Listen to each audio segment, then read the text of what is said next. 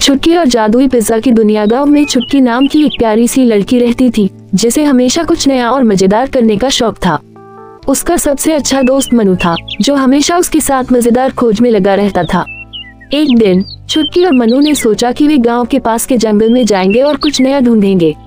जंगल में पहुंचकर उन्होंने देखा कि जमीन पर एक चमकती हुई रेखा खींची हुई थी। छुटकी की आंखों में चमक आ गई।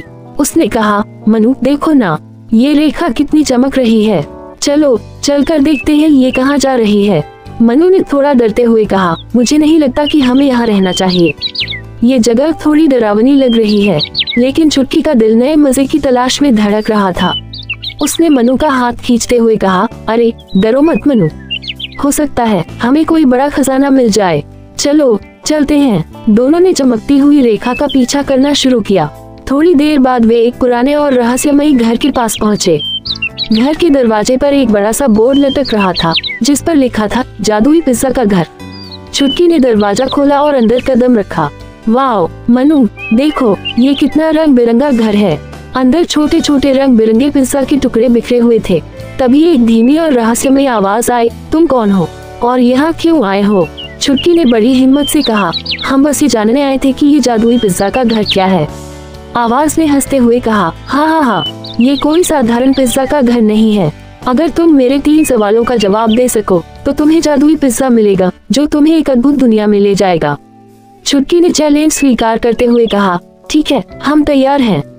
पूछो अपने सवाल। पहला सवाल आया, ऐसी कौन सी चीज है जो सबके पास होती है लेकिन कोई उसे देख नहीं सकता? छुटकी ने थोड़ा सोचा और कहा, छाया।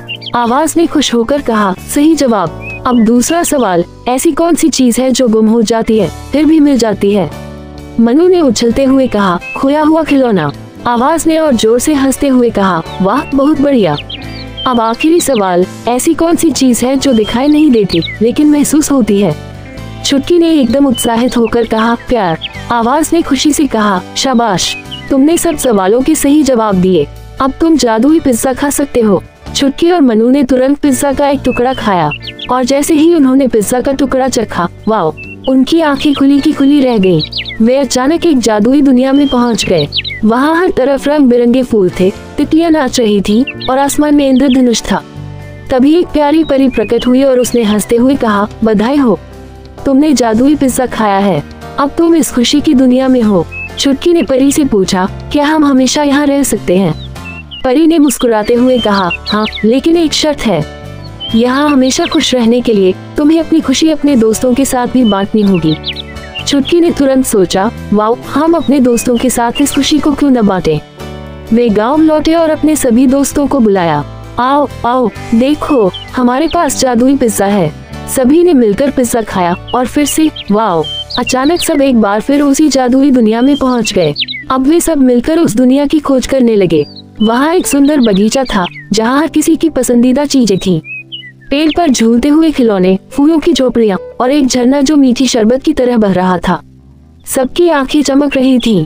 फिर अचानक बच्चों ने देखा कि वहाँ एक चमकीला दरवाजा है जिस पर लिखा था, खुशियों का राज। छुटकी ने कहा, चलो देखते हैं कि इसके पीछे क्या है। सबने मिलकर दरवाजा खोला और एक बड़ी सी दुनिया थी जहाँ खुशियाँ ही खुशियाँ थीं। अब बच्चों ने देखा कि उस दुनिया में एक और दरवाजा है जो और भी चमकीला था और उस पर लिखा था, दोस्तों की दुनिया।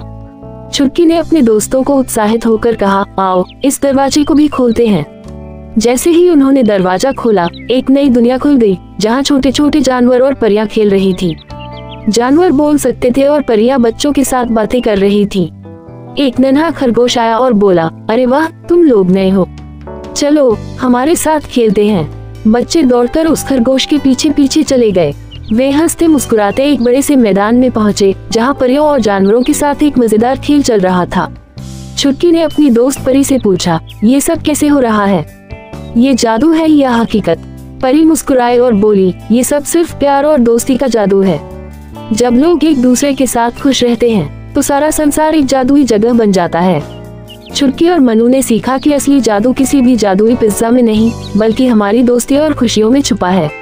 आखिर में परी ने कहा, याद रखो, असली खुशी तब मिलती है जब हम अपनी खुशियों को औरों के साथ बांटते हैं।